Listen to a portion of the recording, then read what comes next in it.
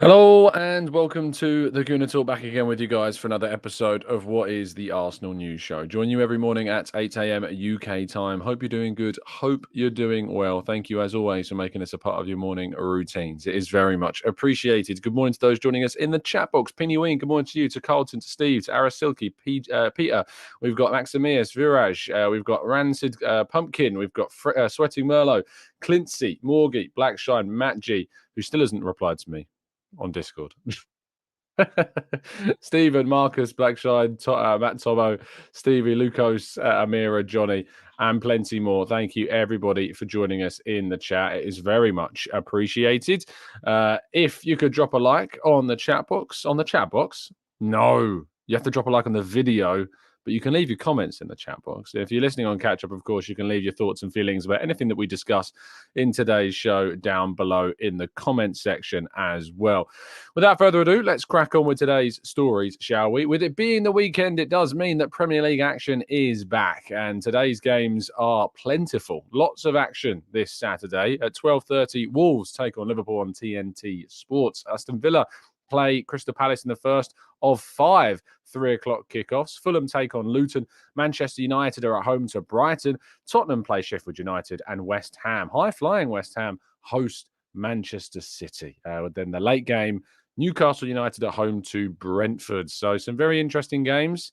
Hoping for some Manchester dropped points once again. That would be very much appreciated on both sides.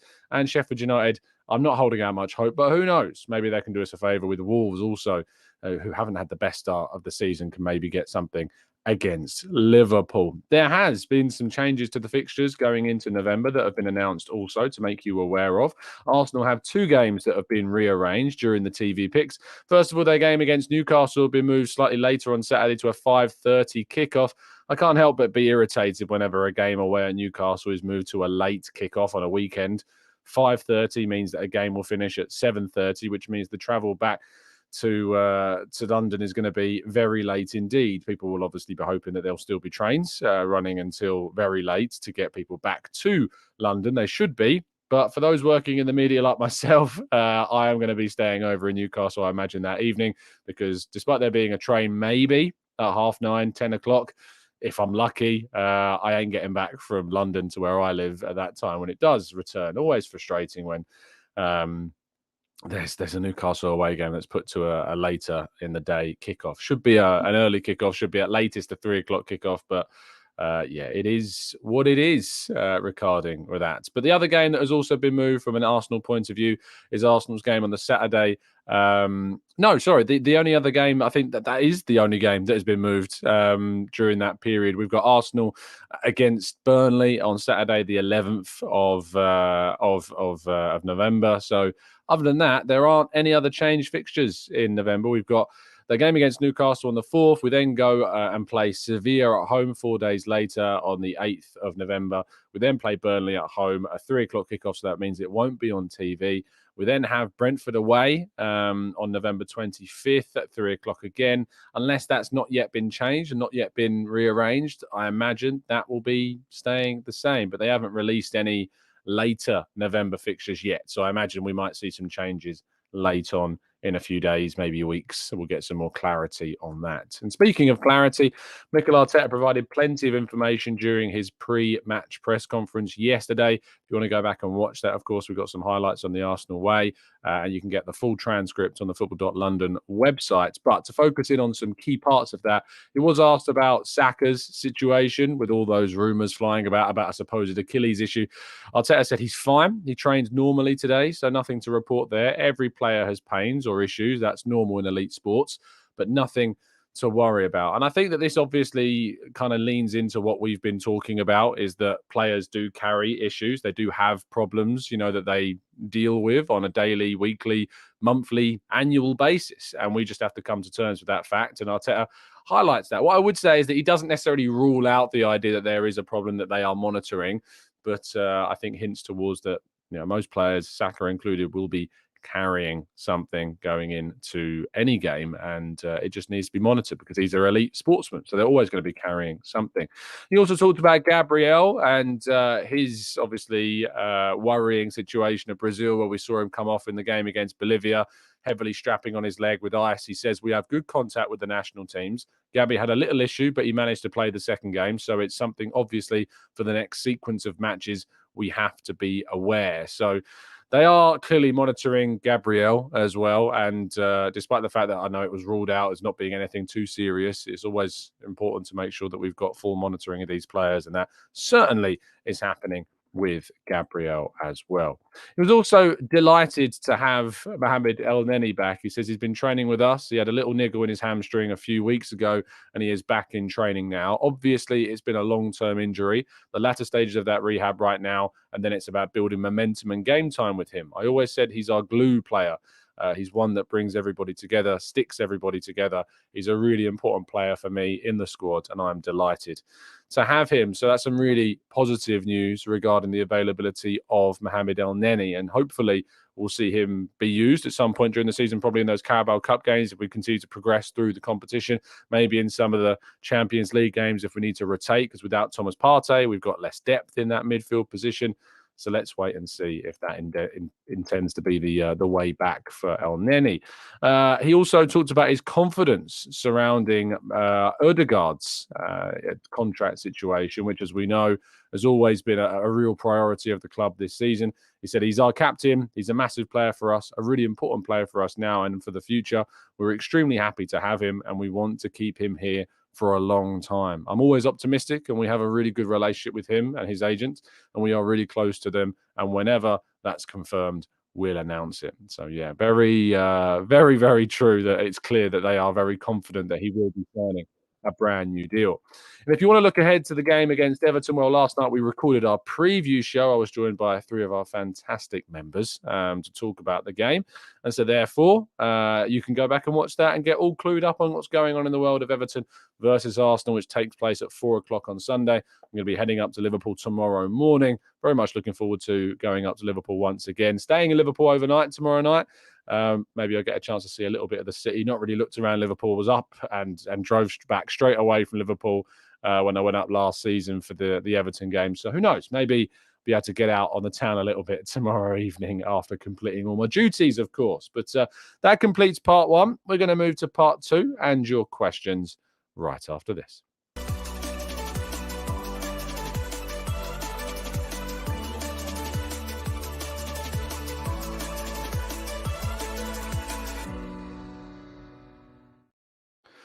Right then, let's jump into the chat box and see what you guys are saying. I just want to say a quick thank you to everybody that is continuing to tune into the show. It really does mean a lot, of course, with the transfer window over.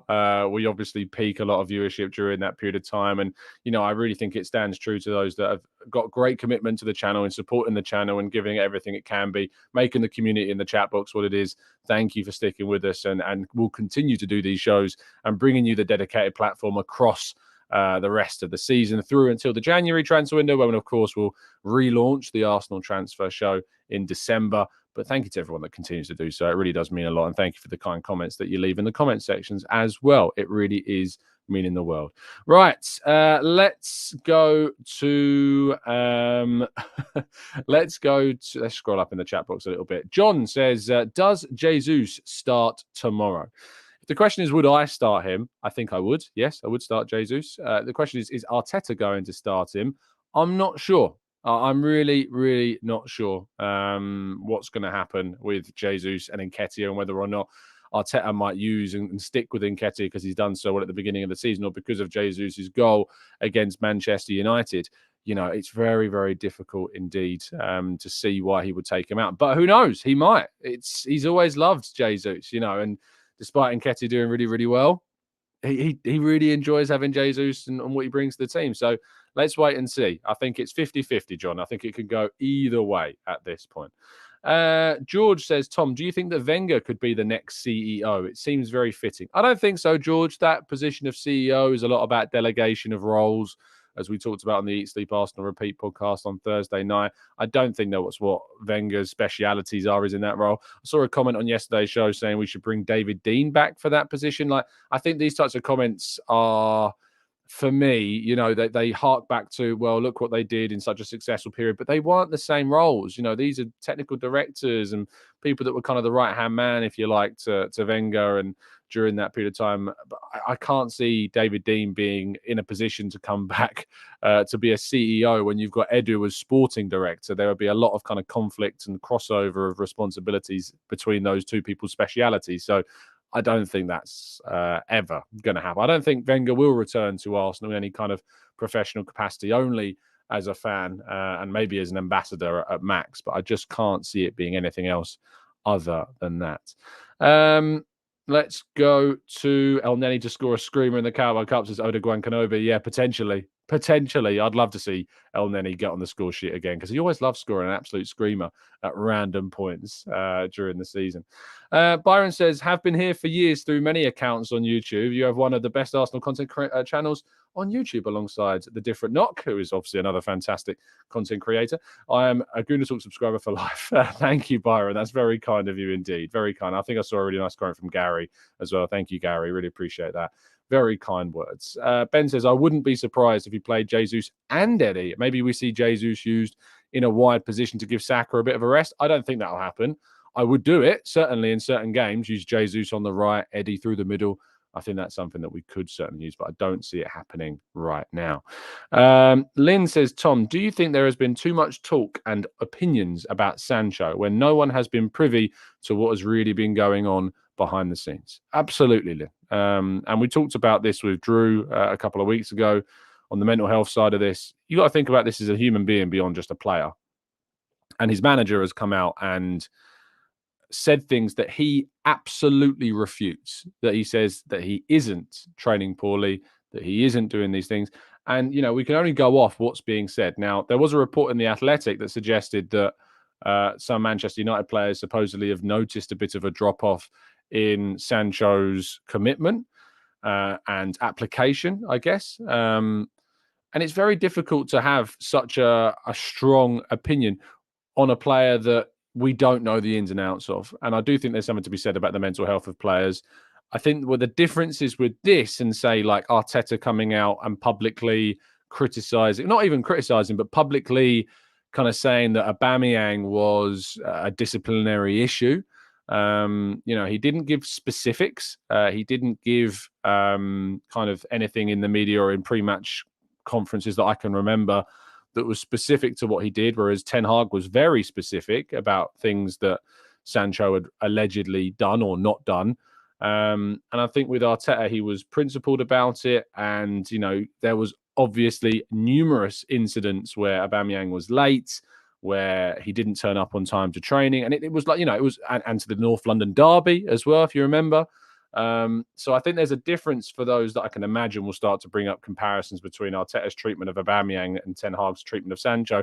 I think there are differences between the two, but we are only privy to what we're, you know, told with the Sancho thing, whereas we got a little bit more behind the scenes stuff with the Amazon documentary. But, you know, I know for a fact there's loads more that went on that we don't see publicly from that documentary with the Aubameyang thing as well. So, yeah, it's always going to be difficult, but I think the players, you know, you have to think about the players' mental health as well, which is really important, which is why Drew brought it up a couple of weeks ago. Peter says, Tom, if Man City played England, who would win, and why is Man City? Who in Man City is due to how Southgate uses the England side? Oh, goodness me, I've got something going in my eye. Oh no, I'm going to be struggling after the rest of the podcast. I think if they played each other, Man City would win because England have defensive weaknesses that Manchester City don't have. Even if you kind of cloned, you know, the Man City representatives in the England side, so you had them on both teams, so it's like a FIFA situation. I think Man City would win because I think the managerial side of things, Man City are better coached than England are. We had a big debate the other day in our group chat, me, Harry, and Dan, and talked about a lot about Southgate. I know Harry thinks that he deserves more respect. I'm very critical of Southgate and thinking England should have a better coach. And it would have made for a really good podcast, maybe one that we'll do at another international break. But I think that Man City would probably absolutely trounce England, to be honest. Let's go to Maya says, and lots of Arteta we haven't seen too. Absolutely. What I do know about Arteta is that we've understand, and what we do know from Arteta is that he's very principled. He's become very consistent. There were things within Arteta's initial part of his tenure, where I think Arteta made some mistakes and there were some inconsistencies in his management. Like if you remember the whole Willian situation where he barely gave him like a slap on the wrist when he came back from that trip to the Middle East.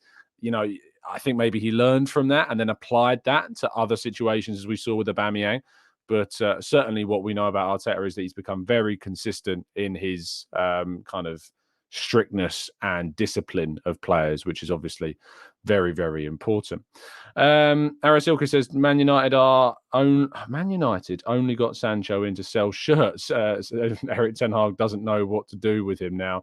I think there is a real talented player there. You look at the record that he had at Borussia Dortmund, the goals that he scored, the assists that he got at Dortmund. He was a fantastic player. They didn't just get him in to sell shirts. They got him because he was a really talented player. And they just haven't used him correctly. I think there's a lot to be said about maybe a similarity with Nicolas Pepe. Pepe is a very, very talented player.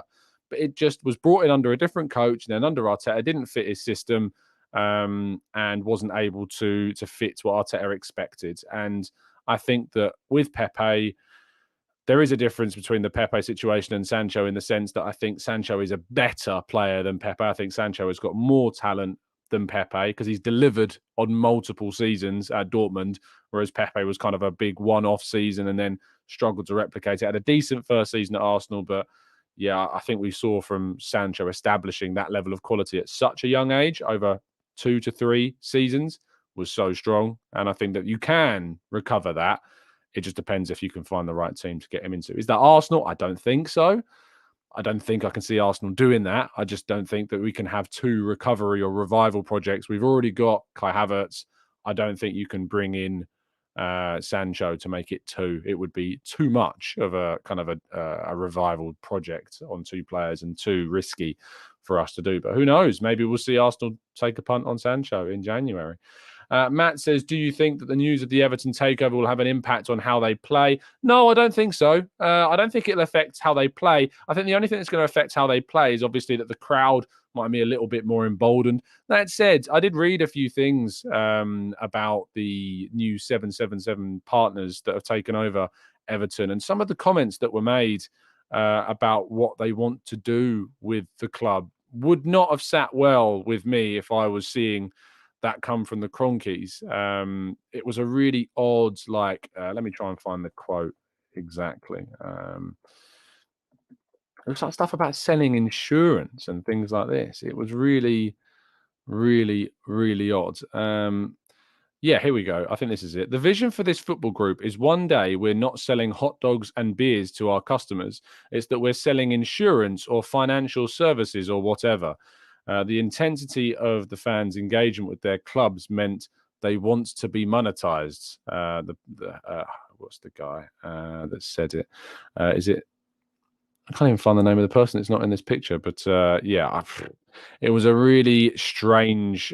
Josh Wander, was it? I think it was Josh Vander, the guy that's done it. It's very, very odd comments. Yeah, Josh Vander said all of those. It's really strange comments from a new owner to come in and say, we want to sell you insurance. It's very, very strange. If Arsenal were taken over and that was the message that we got as kind of an opening statement, if you like, from a new owner, I really think there would be serious problems and serious backlash from the Arsenal fan base. And maybe it goes to show that sometimes we take for granted, which sounds mad to say these days. But I'll tell you what, the view of KSE has changed dramatically, in the last fair few, like half a decade plus, I suppose. Since at least the end of the Super League fiasco, things have changed in the perception of the ownership massively so. Matt G says, question for the chat. How many times do you think Thomas said, do you know who I am? What? I don't think I've ever said those words, ever. It's always an absolute shock when anyone ever comes up and even knows who I am anyway. So, no, certainly not, Matt G. I have never, I don't think, uttered those words, other than maybe in jest with like Harry or something. Lynn says, could you see Mikel changing Odegaard and Kai over? So Odegaard in the left attacking role and Havertz on the right. No, I don't think so. I think it's certainly there's scope to do that. And maybe we see them become more fluid, but I don't see that happening at this stage. Matthew says that comment translates as football fans are monks ready to be fleeced. Yeah, it really does. it really does strike you as just an opportunity, and that football clubs are becoming opportunities for very rich people to become richer. I mean, that's been the case for a long time, I know, but it seems that like 7 partners are looking at this multi-club model as just a way in which they want to try and monetize as much as they can. And that's sad. That's sad, but that is the way that football is, and that's the way that we consume it. It is all to do with money. And that won't come as a surprise to anybody. KSS says the Cronkies are amazing owners by comparison to most. I think in the last, since 2018 at least, or since the Super League at least, in comparison to what some of the other ownerships of other clubs have done, Arsenal have one of the better operating, ownership groups that there is. And I know that a lot of people find it hard to admit that because of the amount of years that there were prior to 2018 where things were not good, and that there were persistent protests about spending and things like that. But I've always maintained, ever since I got a better understanding of the situation of ownership, since they took over the club in 2018, let's be honest, that the investment has been good. The progression has been good. We're turning to a team that is again expected to compete for a title, whereas before we weren't. And the expectation has become that Arsenal have got to try and compete and get close to Manchester City, whereas before it was we've got to get back into the Champions League, and that there are too many clubs that are up there at the start of seasons that are spending far more money than us, that we can't compete at this level at the moment. And we are miles from Liverpool. We're miles from Man City. Well, we've overtaken Liverpool, and our next aim is to try and close the gap and get as close to Manchester City as we feasibly can, making smart decisions at an executive and a recruitment level. And I think that we've certainly been able to do that enough that we've progressed ourselves to where we are now. And I know that some people still take it for granted. I think it's more for attention than anything else, especially on social media. But overall, we have progressed in the right way, and that's what's important. Unknown says Ozil, Saka, Martinelli, Jesus, Partey, Rice, Timbertini, Saliba, and Gabriel. That is a squad to win a treble. Ozil, I would swap out personally for Odegaard. I think Odegaard is a better suited player for this current team than Ozil is. That's not to say that Ozil, over the course of his career isn't a better player than Odegaard. I think Odegaard's still got some way to go to improve to get onto the same level of ability and, stature as Mesut Ozil. But in this current team, I think Odegaard is a better fit than what Ozil is to this Arsenal side. And I wrote that back in 2020, and I stand by it now. And I believe that's certainly been justified now as well. Tyrell says, Tom, what are your expectations for the Arsenal in the Champions League this season? It's difficult to have expectation in the Champions League because it is our first season back for quite some time. I think that we are one of the better teams in the competition. I will be disappointed if we get knocked out by somebody that's not Man City, Real Madrid, or Bayern Munich. I think that any of the teams in the competition other than those three, I would bank on us beating. I think we'd give Bayern a really good game. I think we'd really compete with Bayern. I think we're better than Barcelona personally. And I think that only Real Madrid, because of their pedigree in the competition, I think with Bellingham now and the way that Vinicius has improved, I think that team is unbelievably good. Camavinga and Tchouaméni is still improving all the time. You've still got Modric playing at a really high level. The only position really in that team that is lacking is striker. They do lack a centre forward, Real Madrid, and they're probably looking at trying to secure Mbappe next summer. And when you add Mbappe to that Real Madrid team, goodness me, they should win every single tournament, every single competition they enter with that squad. But certainly I think that only Real Madrid, Man City, and Bayern Munich are up there as teams where I'd say, yeah, if we got knocked out by these teams, I can cope with that. But if we got knocked out by, other sides in a tournament, if we have another Sporting or Olympiacos or Villarreal situation, which sadly have become far too regular under Arteta's tenure in Europe, I would be very disappointed. So, yeah, I think that's probably the best way to approach the Champions League. So there you go. Let's go to Unknown says, how many assists has Odegaard got this season? I don't think he's got any, has he not? I don't think he's managed to get any. What he does have, though, is a very, very important goal against Manchester United.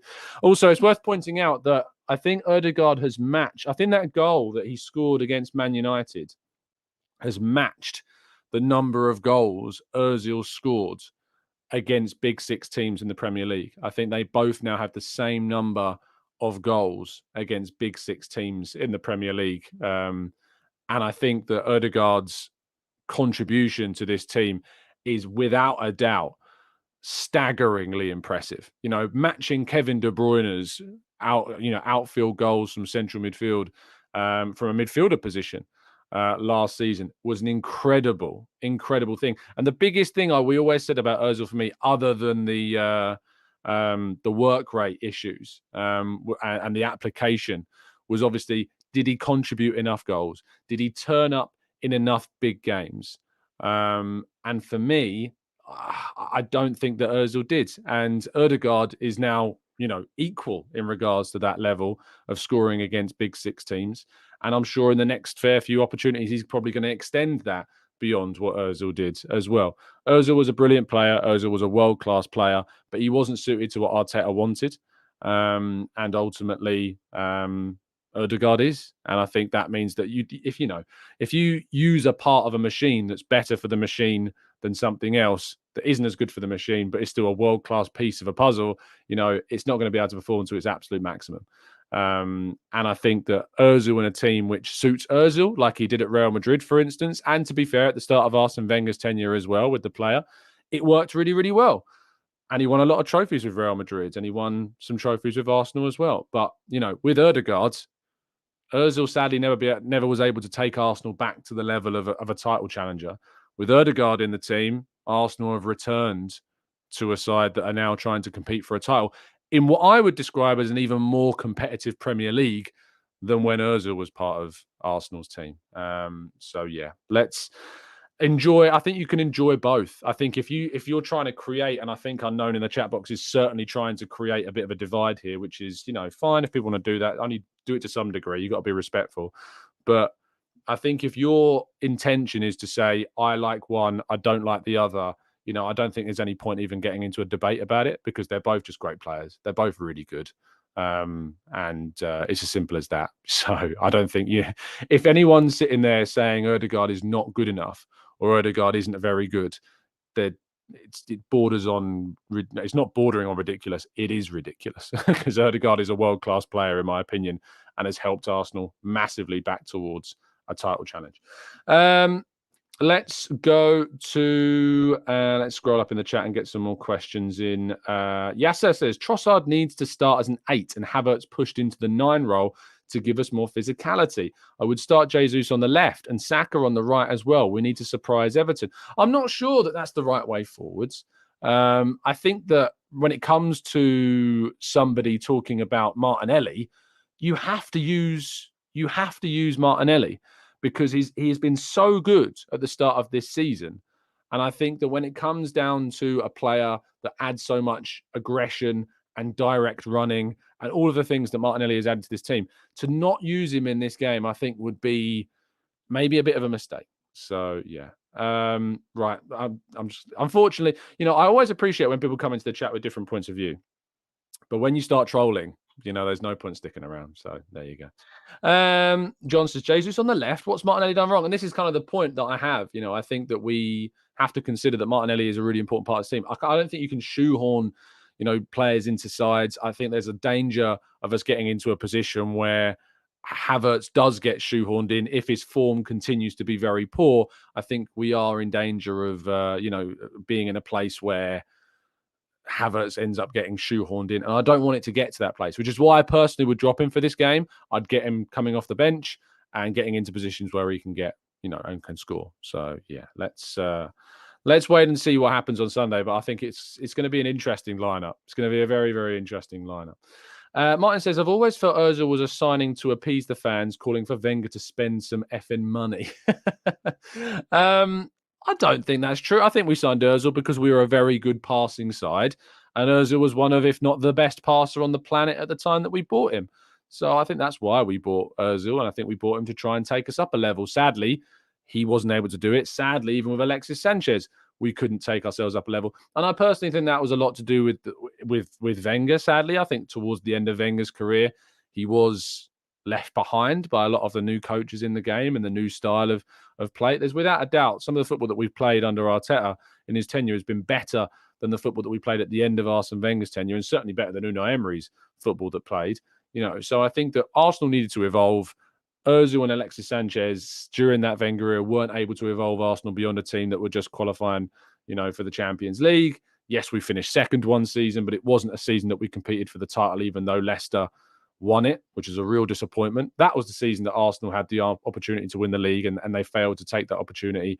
But with this current squad, with Odegaard so young, with Saka so young, with so many young players in this squad, Saliba, Ben White, 25, Gabriel, 24, Zinchenko, 25, 26, Gabriel Jesus, 26, Martinelli, 22, and Ketia, 24, Nelson, 23, 24, Ramsdale still young, Raya still young for a goalkeeper, 27, I think.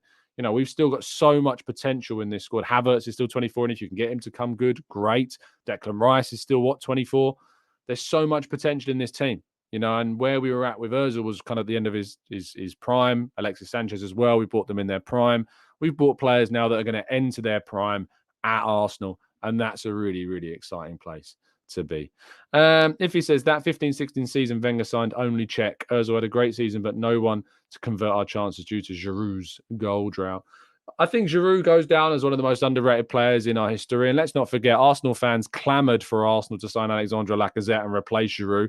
Lacazette didn't get better. Lacazette didn't improve Arsenal. Giroud was the better striker for Arsenal in the end than what Lacazette was. We underrated Giroud. What we needed was to add a central midfielder. What we needed was to add a centre-back. And that's why I was always so defensive of Arteta at the start of his tenure at the club. Because as soon as Arteta came in, what did we do? We bought a top centre-half in Gabriel. What did we do the next summer? We bought a top centre midfielder in Thomas Partey. Like, we addressed the two key areas that Arsenal had failed to address for the past decade. We had not secured the top midfielder, the top centre-back that we needed. It was never, for me, Giroud being an issue, because we signed a player that scored 20-plus goals on a regular basis for Lyon in Lacazette, and it didn't work. And at the end of the day, we didn't bring in the centre-mid that we needed. We didn't bring in the centre-back that we needed. And even when Unai Emery came in, we still didn't sign the players we needed. He desperately wanted to spend a lot of money on a winger, which I think we needed to bring in a winger. But Zaha and Pepe were not the right options because their prices were mad. You could have signed a much better, younger player of a less, for far less money, and then invested, say, 2/3 of that Pepe money into a centre mid or into a better centre half. And we didn't do that. Arteta comes in, and our recruitment, let's be honest, 90% of it has been, of the investment that we've made, has been very good. Vieira before this summer was the only real big investment that we had question marks over, and he looks like he's coming good. He really does look like he's coming good. And I think that when it comes down to Havertz, that's the next big risk. That's the next big question mark about what investment we've done. But the Timber signing looked like it was going to be great until the injury, which is really frustrating. And the Declan Rice deal looks like a hit already, which, we kind of knew. But to get that deal done and beat Man City to that player was so important. I just feel that, Giroud was always given a bit of a hard rap. He ended up becoming one of the best strikers, I feel, of his generation. His goals for France proved that. His goals in the Premier League proved that. I think Giroud is incredibly underrated. I didn't enjoy watching him go to Chelsea, but that's on Arsenal at the end of the day. You've sold him to Chelsea, and then he's scored in a Europa League final against you. He won the Champions League, he won the Europa League, he won the World Cup. He's become France's, top goal scorer, I think, now. So what more can you say about Olivier Giroud? I always felt that the need was elsewhere in that squad, and that, yes, we were all desperate to see a 20-plus goal a season striker sign. And when we signed them, they didn't take things beyond what Giroud already had. So there you go. He's still doing it now, and he has a lovely beard. Yes, he does. He gradually grew that out as he progressed through his time at Arsenal. Let's go to Maximir says, hey, Tom, what's your opinion on the Richarlison issue? Him coming off crying and with mental health issues, even though he belongs to them, we need to be empathetic towards such issues. Yeah, absolutely. And I was talking about mental health with Jadon Sancho earlier on, and Richarlison. It's the same thing. At the end of the day, rivalries and things like that, they go out the window when you start talking about the humanity of people. I've got very good friends who are Spurs fans. I wouldn't not be friends with someone just because they support Spurs. It's ridiculous to even go down that pathway. It's a footballing rivalry. If that, I hate the club. I hate Chelsea as well. I hate Manchester United. Do I hate the humans? Like, it's very different. It's the humanity side of football is really important to consider. So yeah, if Richarlison is struggling, I really hope that he gets the help that he needs.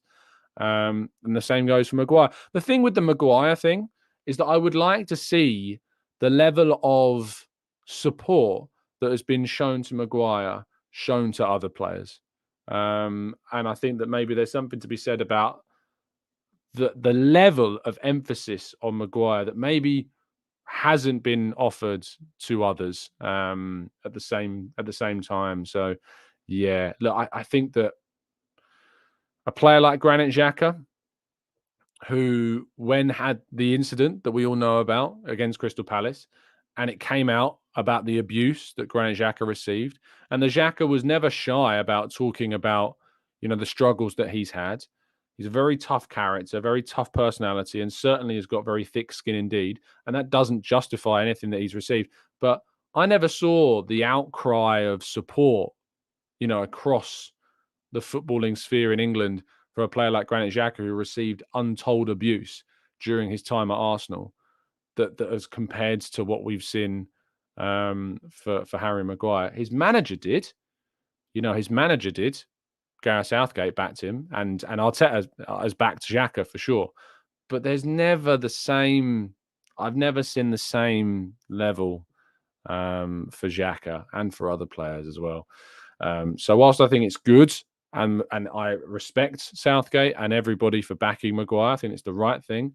I just think we need to show a better amount of consistency when supporting players when they're in those moments. Omar says, Maguire doesn't start for England. Simple. The only way he plays is if he has something on Gareth Southgate. He keeps Ben White out, and that's crazy. I don't think he has something on Gareth Southgate. I think that's ridiculous to suggest, to be honest. I agree that he doesn't start for England. For me, I wouldn't start Gareth Southgate. I wouldn't start Gareth Southgate. I wouldn't start Gareth Southgate for sure. I wouldn't start Harry Maguire for England. I wouldn't call up Harry Maguire for England. And I think it was a mistake to call Harry Maguire up for England, because I think it opened him up to even more criticism that just was not needed. When you had Ben White there, I just think it's very, very harsh that he wasn't given an opportunity. But it doesn't mean that we can't be human about things and be empathetic about things. We can. So yeah, that's what's very important. Alison says, you're absolutely correct, Tom. Some players get more support than others do. Seb says, Tom, do you think that Arsenal will go back in for Mary Earps in January? I hope so. I think the issue with the Mary Earps situation, obviously, was that she wants to play Champions League football, and Arsenal don't have that this season. I hope that we do, because she's without a doubt, in my opinion, the best goalkeeper in the world. And I think Arsenal would have signed. Not that Zinsberger's not a great goalkeeper. I think Zinsberger is a very good goalkeeper. But I think Mary Earps would have obviously taken things to a new level. She also became the meme of the summer with the after saving the penalty for England. That was great. I mean, if you're going to get memed for anything, that was fantastic. Certainly worth it. Matt says, yeah, Maguire needs to take a look at himself and ask himself why he didn't take a pay cut to go play football for West Ham. But no need for crazy hate for sure, Southgate. I don't even know if that's true, Matt. Is that the reason? That seems like quite a big accusation. Let's have a look. Pay cut, West Ham. Maguire has to take a massive wage cut to move to London, which will see him earn £120,000 per week from his current £190,000. Harry Maguire is demanding 15 million payoff from United to move to West Ham. Let's have a look. According to The Sun, a cloud of uncertainty looms over the transfer as the defender has put forward a demand of 15 million as a final settlement with the club. United are ready to offer him 6 million as compensation, which is less than half of his demands. I would take that with a pinch of salt, Matt, to be honest. Some of the things that's been written about players in that particular outlet has been horrific. Raheem Sterling in particular, I would recommend doing some research into that. The treatment of Raheem Sterling in the media has been frankly ridiculous. So yeah, I would take that with a pinch of salt, mate, is what I would say. John says, smash the likes, everyone. Tom works hard to bring us our daily fix. Indeed, if you could drop a like on the video, I would very much appreciate that. Very much appreciate that indeed. Wagner says, fans have to be more empathetic. Otherwise, we could see suicides in the worst case scenarios. Let's stop and think before hurling abuse individuals. It's just terrible. Without a doubt, I think that there is the thing about football is it's such a tribal sport that it garners a huge amount of abuse and online. And let's be honest, a lot of it online is from people that are faceless, that have a picture of a player as their avatar, that are anonymous and hide behind that anonymity to be able to attack people and attack players and attack other fans and be abusive and be sexist and homophobic and racist and all of these derogatory things.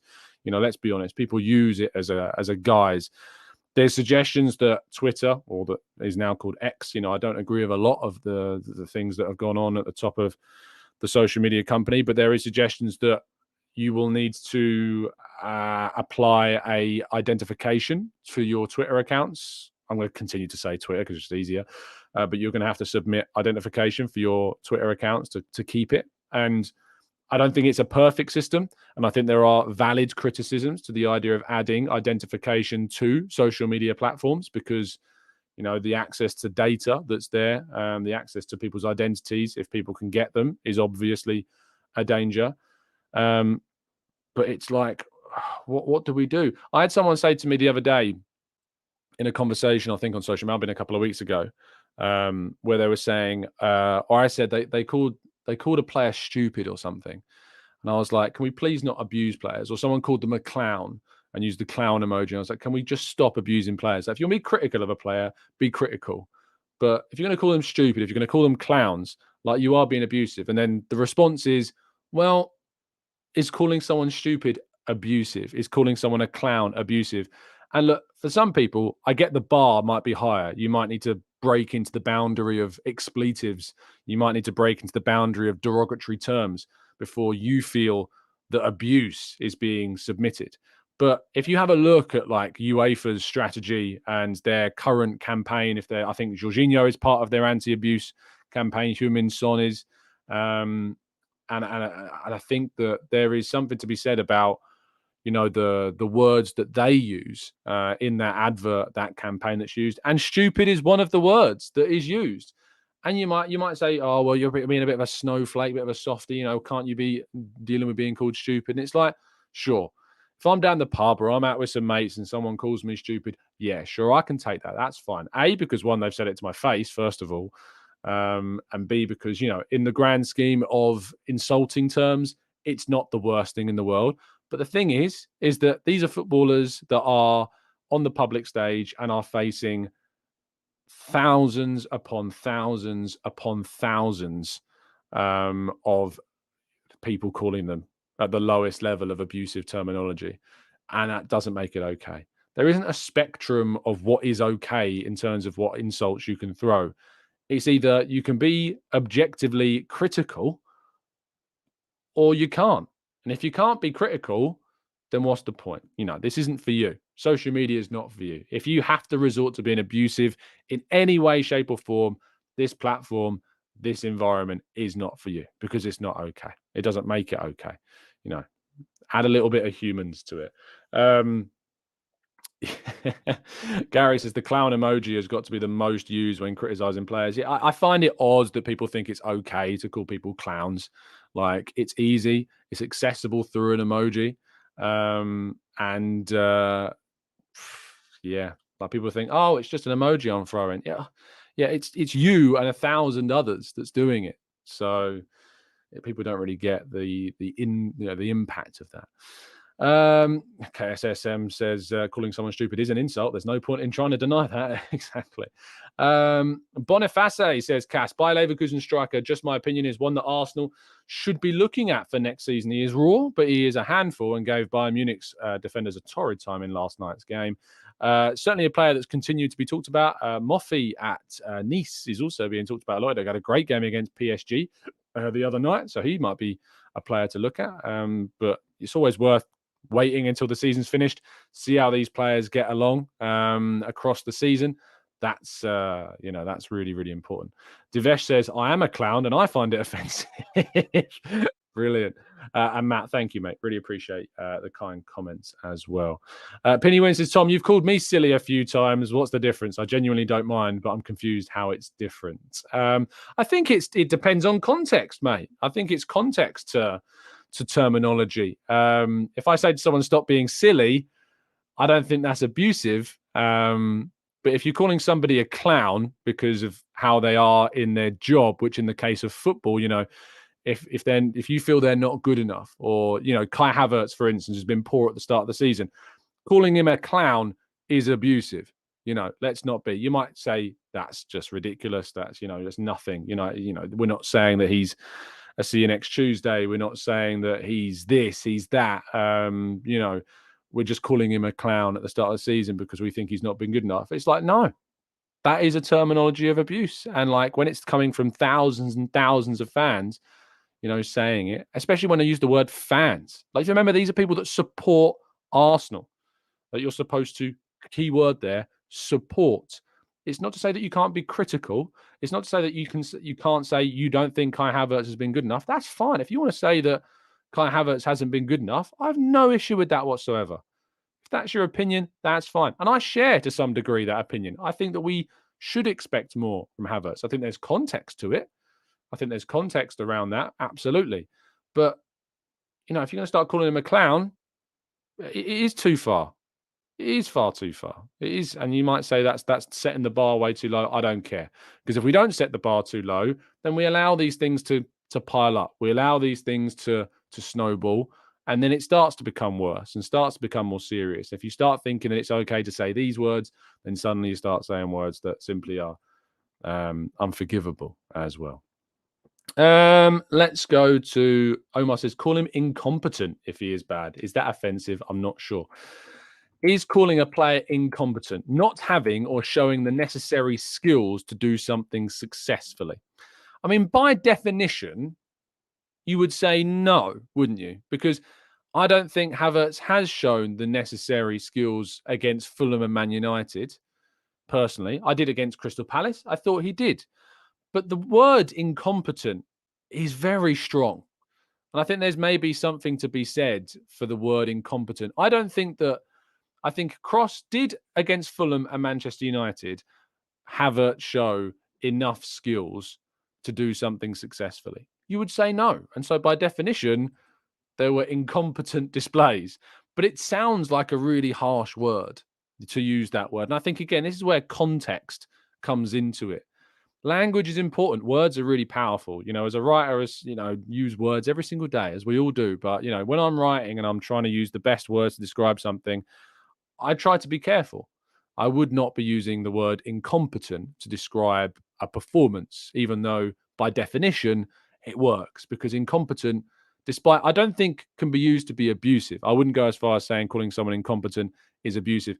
I just think it's a bit harsh. I think it's a bit blunt. It's a bit raw. And I think that maybe you can use better terminology. And I think you could be more descriptive in your criticism than saying someone is incompetent. I wouldn't describe someone after one game as incompetent, even if they'd not done the successful things to require themselves to be successful, which by definition, sure, justifies the word in that sense. But I just think it would be harsh to call them incompetent, because that word gets used in other situations where people are doing some really ridiculous things. But yeah, I wouldn't say saying someone is incompetent is abusive, but I think that there are better words maybe to use. And I think that there's times where the word is applicable and times where I think it would be harsh. So I hope that clears up that one.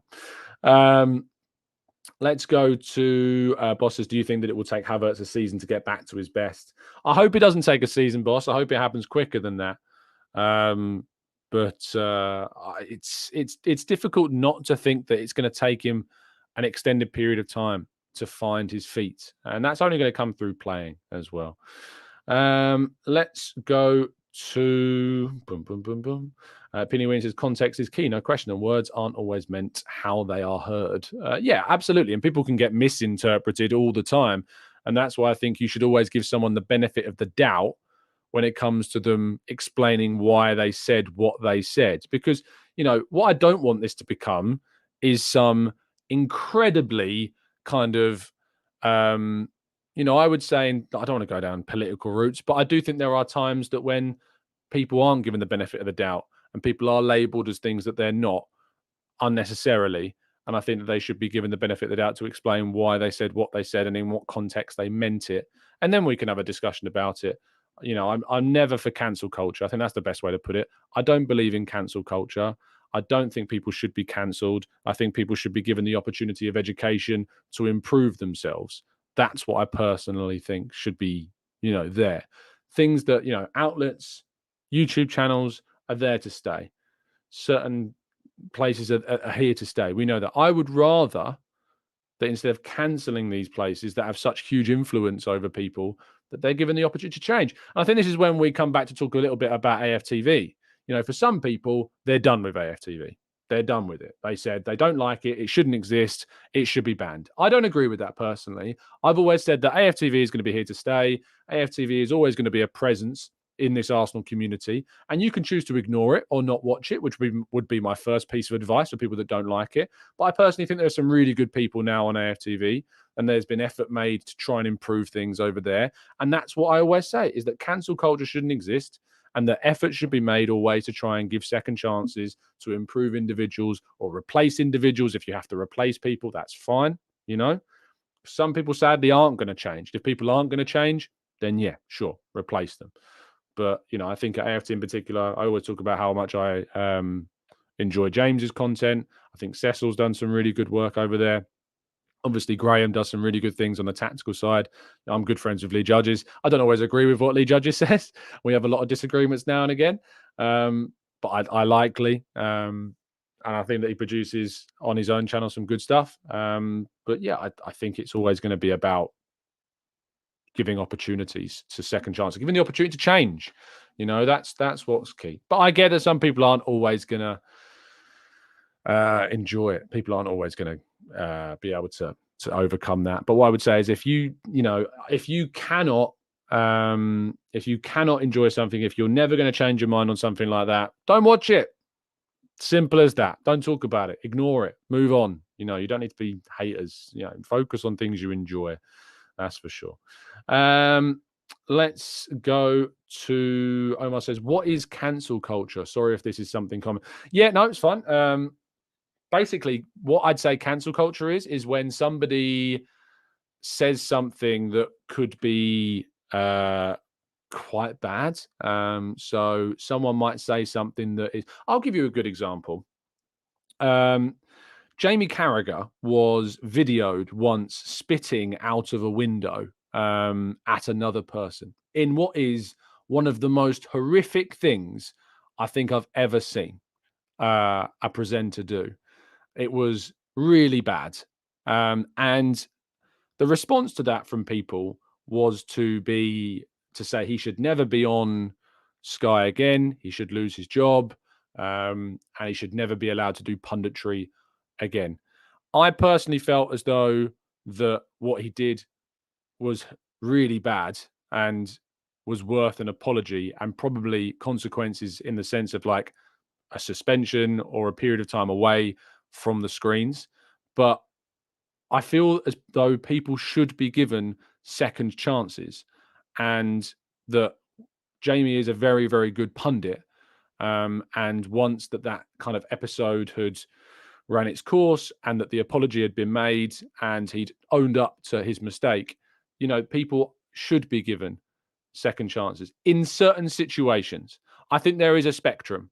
I'm not saying that everybody can be given that for certain levels of things that happen. I think that when it comes to things like racism and homophobia, and it's very, very difficult at that point to have a black and white kind of spectrum of views on it, saying yes, one's okay to come back from and have a second chance, another one's not. If somebody says something that can be perceived as that is racist, then I think that if there is an intention behind that and there was an intention to be racist, it's very hard to come back from that. Very, very hard to come back from that. If someone says something that they were uneducated on and that what they've said was just uneducated, then I think that if they understand why what they said was wrong and they're willing to own that and they're willing to come back from that with education on the topic, then I think people can be given those second chances. I hope that makes sense. I think if somebody is inherently embeddedly racist, there's no coming back from that. if there's no willingness to accept why that is not okay, you can't give the second chance. But if somebody says something with an uneducated background and they are told why it is wrong to say that, and they hold their hands up and go, you know what? I'm really sorry. I didn't know that.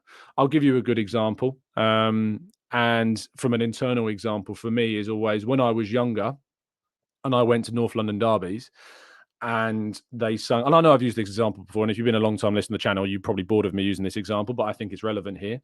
When I went to games as a youngster to North London derbies and they sung the "What do you think of Tottenham" chant, at the end of that song, some fans used the Y word, which some Jewish people find offensive. And I know that I've come across Jewish people that don't find it offensive, but there are Jewish people that do find it offensive. And because of that, you have to respect the fact that some people find it offensive. Whether or not everybody does is a different thing. As long as some people find it offensive, I personally think that there is something to be said about the respect to have to give to not use that terminology. And so when I learned the meaning behind it, when I learned from people like Mike from the Gooners pod, who is Jewish and absolutely hates that word and finds it really offensive, I stopped using it in those songs because I then knew what it meant and I knew what the word meant. And I think that's what I'm talking about here in terms of cancel culture, is that if someone is caught using that word, and the response to that is, you should never be allowed to go to games again. You should be ashamed of yourself. You should never be allowed to enter society in any way, shape, or form because you've used that word once. That's cancel culture. What I think is you should go to that person and say, excuse me, I've noticed that you've used that word in that song. Do you know what it means? Do you know that some people can find it really offensive? Would you consider not using it next time you sing that song? That's absolutely fine. And I think that person should then go, oh, really? I didn't know that. Tell me more about it, and I'd be more than happy to learn why. And yes, of course, I will stop using it. I think that would be absolutely the way forwards in that type of situation. It's all about education for me. So there you go. Saka for Ballon d'Or says, I think racism, etc., should not be used. Well, obviously. But football banter is part of culture. This word, like banter, is I find the most ridiculous kind of excuse sometimes for abuse. Some people were like, it was just banter. And it's used to disguise what was really derogatory in some cases. Banter does exist in some cases. You can have banter between friends. You can have banter between groups of friends. You can have banter between fans. You can take the mick out of other clubs. You can banter, West Ham fans when they say they're the champions of Europe for winning the Conference League. And you can joke about it being a competition that was created just for them. And you can banter Spurs about the fact they've not won a trophy in how many years. You can banter people about things. Look, there's an application of that word that I think is fine. But sometimes people use the word banter to justify some really horrible things, and I don't think that's fair. So I think that word it's depend again on how it works. Rand says Sunday sermon. I say I've not done one of these, just like where I unload all of this stuff, on you guys for quite a while. And I enjoy talking about this. I really do enjoy speaking about these types of topics. I think it's important to talk about these types of topics, and it always does spawn somebody or some people in chat boxes that say this is, I think someone described me as being cringe once for doing this. I think there's, what is the terminology that was used? Someone called me some word that I can't remember what it is now. Basically, it's like a terminology that's come about in like the last year that people have really jumped onto to try and justify attacking people that want to do right by, the world, really, and want to make the world in some ways a better place for people to exist in. I can't remember what it is. Is it a virtue signaler? I think that might be the term. So someone called me a virtue signaler, which, let me get the definition for those that don't know what that is. Virtue signaling. So the public expression of opinions or sentiments intended to demonstrate one's good character or social conscience or moral correctness of one's position on a particular issue. The quote here is, it's noticeable how often virtue signaling consists of saying you hate things, which I suppose is an irony. So yeah, someone called me a virtue signaler because I've been talking about that story of the using the Y word, for instance. And I think it's, for me, when I see people like myself who call out this stuff, get called this, I understand that some people might perceive this and going, "Oh, you're just trying to make yourself look good. You're trying to make yourself look like this, saint that's never done anything wrong." The thing is I use examples like the Y word story, showing you that I'm not perfect. I've made these mistakes in the past. I've said these terms, but the thing is that I've educated myself to know why they're wrong, so that when I've grown up, I know not to use these words. And people have said things. The problem with things like social media and Twitter is that you've got a record of the things that you said. That's another good example of cancel culture, is that some people might have tweeted things when they were a kid 10, 15 years ago that they don't believe now, that they said in an uneducated way back then.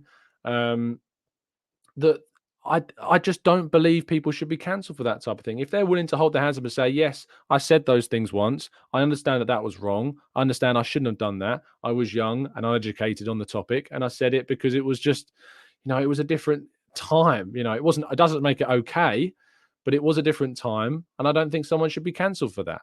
I think someone should be given the opportunity of a second chance. So yeah, I think maybe that is probably one of the best examples of it. The other word is woke. I see a lot of people saying in the chat box before, I've been called woke a million times. Like, I feel like woke has kind of been used as a word sometimes in the wrong way. I think there is a place for the word in some senses. I think sometimes cancel culture is linked to what I believe, what I would describe really as woke, I guess. I don't really like the word.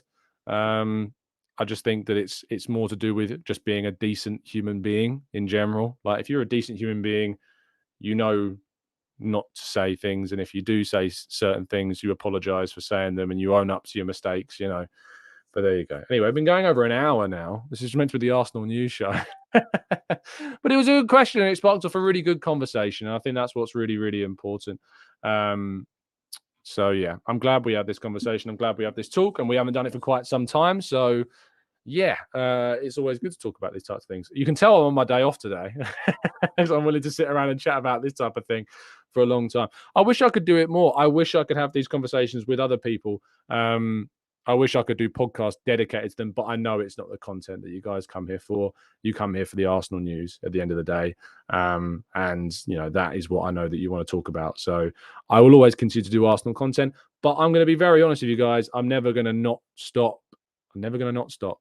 That's not the way. I'm never going to stop criticizing abuse. I'm never going to stop calling out homophobia and racism and sexism and all of these derogatory terms, and I think it's important to talk about them.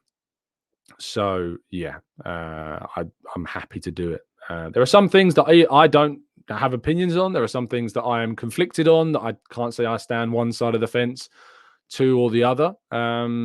But yeah, today I think we've had a really good conversation about a lot of good topics. So let me know what you think in the comment section down below. I know this links all back to Arsenal in the ways of abuse and things like that, and online abuse and footballers that face abuse. So yeah, come and talk to me about it. If you've been affected by any of these topics that we've discussed in today's show, on mental health, on racism, on homophobia, on anti-Semitism, anything that we've discussed today, there are plenty of websites out there that you can go to get educated on them. Off the top of my head, I would struggle to give you them. What I can say is that there's a fantastic place called Hope United that do some really good work on abuse online.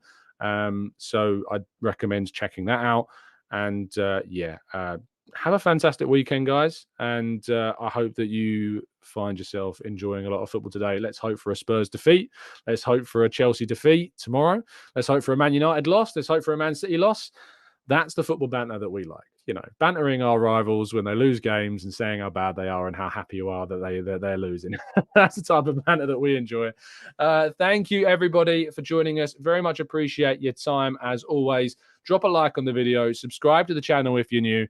And as always, and most importantly, up the Arsenal.